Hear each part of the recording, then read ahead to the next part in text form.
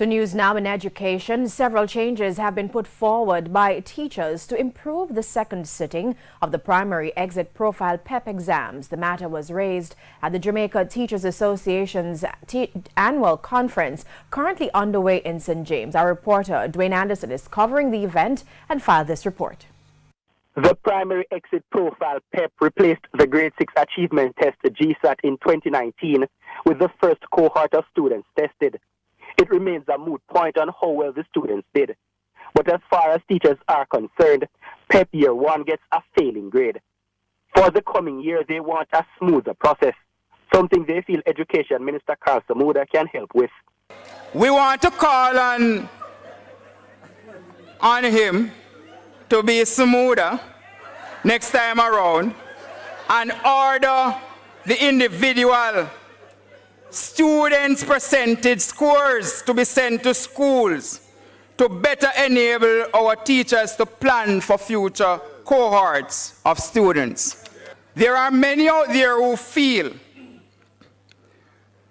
and they would like to have a return of the marked performance task scripts to the schools,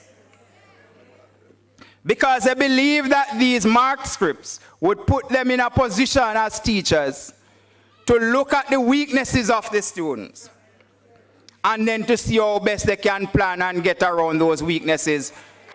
PEP in theory is supposed to improve and encourage thinking among students entering high schools.